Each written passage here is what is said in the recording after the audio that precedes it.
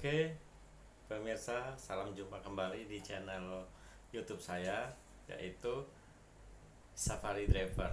Dimana di channel ini saya sangat berharap dari pemirsa atau rekan-rekan dapat menge-like ya, nge-share, komen maupun subscribe ya. Di sini saya akan coba menerangkan ya bagaimana kita menjaga lisan sebagai seorang atasan ya. Karena lisan itu sangat penting sekali agar eh, rekan kerja kita atau staf kita ataupun siapapun itu yang berhadapan dengan kita di dunia kerja itu tidak menimbulkan kesan yang negatif ataupun tergores, hatinya terluka karena omongan kita yang tidak bisa kita jaga ya. Nah, jadi boleh kita sibuk ya, boleh kita dipusingkan dengan segala banyak masalah yang harus kita hadapi dalam suatu unit pekerjaan, karena kita sebagai pemimpin ataupun kita sebagai manajer ataupun kita sebagai GM ya, boleh kita pusing, boleh kita kesal ya, karena misalnya target tidak tercapai atau ada masalah yang sebetulnya masalah tersebut tidak terjadi dan menjadi suatu masalah yang besar atau riskan, tapi tetap lisan harus kita jaga. Kenapa? Karena pada saat lisan ini tidak bisa kita jaga dan itu terucap ke bawahan kita, maka hancurlah eh, apa image kita sebagai seorang atasan yang baik ya.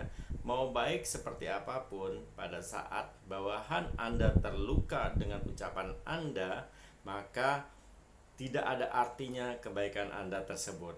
Bahkan dia akan tidak pernah menjadi nyaman pada saat dia bekerja, karena kata-kata Anda yang sudah melukai tersebut membuat dia tidak akan pernah bisa fokus bekerja ya. Nah, bagaimana caranya?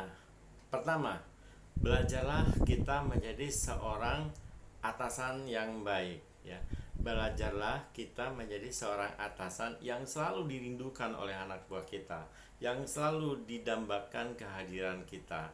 Jadilah kita sebagai seorang atasan yang dianggap sama bawahan kita sebagai atasan yang adil ya, yang bijaksana dalam menghadapi semua masalah, termasuk adil dalam hal bersikap kepada bawahan kita siapapun.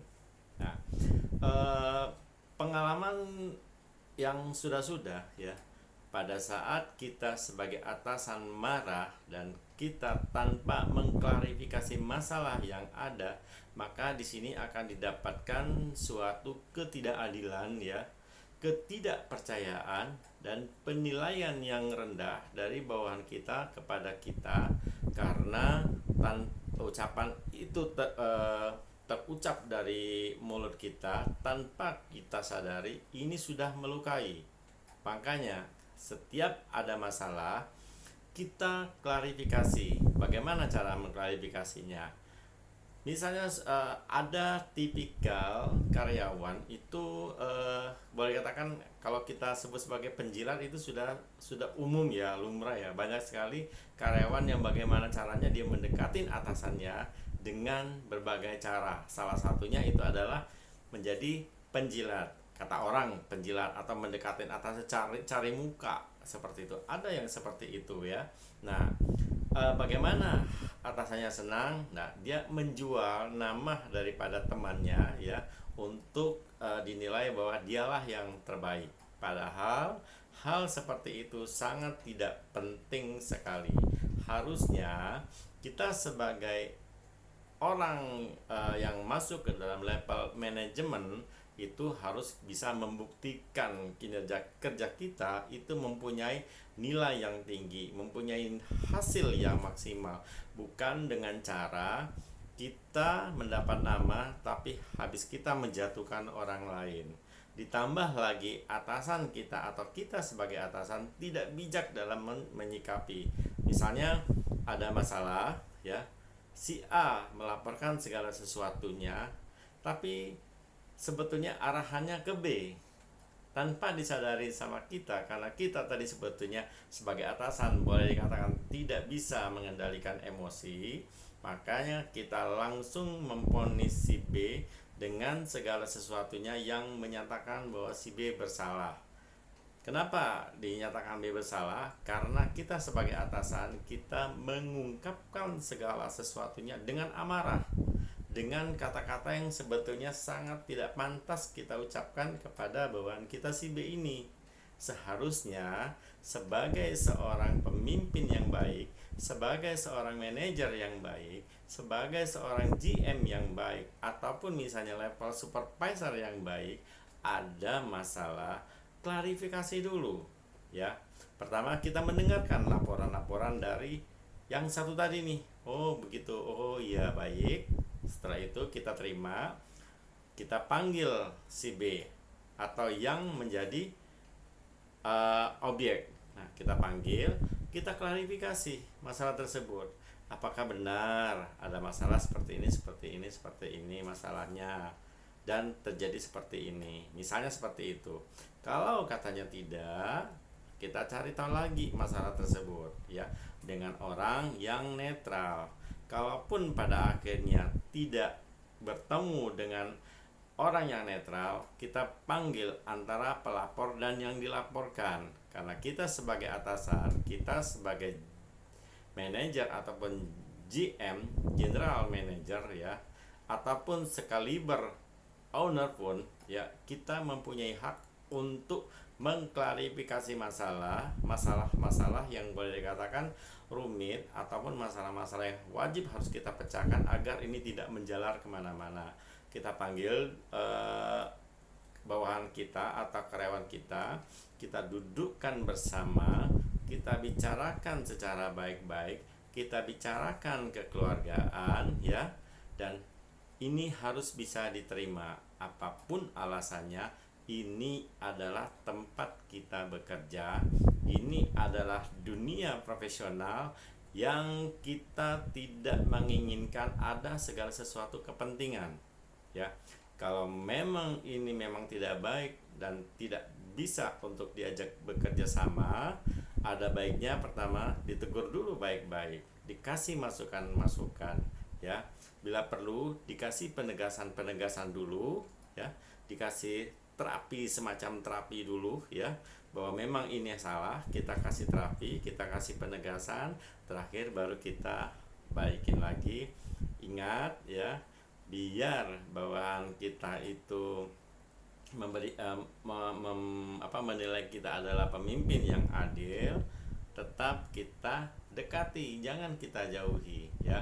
Nah, itu pemimpin yang bagus. Jangan sampai menyatakan bahwa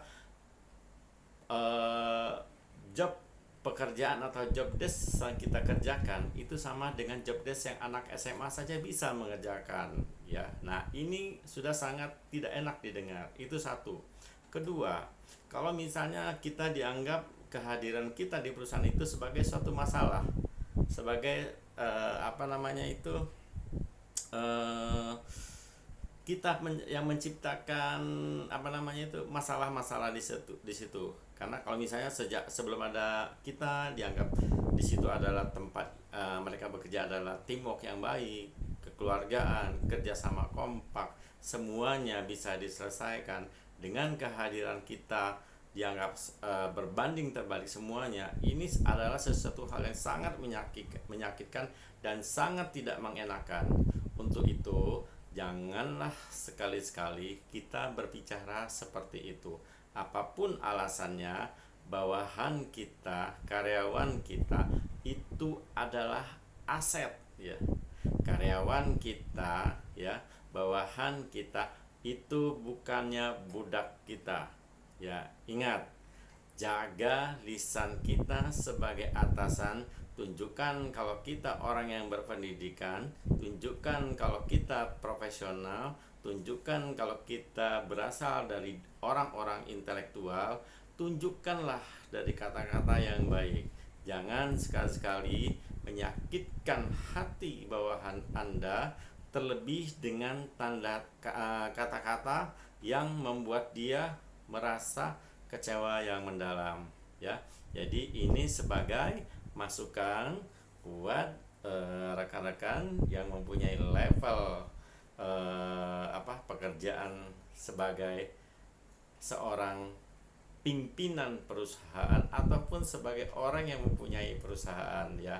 Jadi tetaplah merunduk seperti padi yang semakin berbuah, semakin bagus, semakin merunduk dia, bukannya semakin menonggak, ya, atau menyatakan inilah saya, menunjukkan dada bahwa kita mempunyai kekuatan dan kita menganggap bahwa yang lainnya tidak ada apa-apa.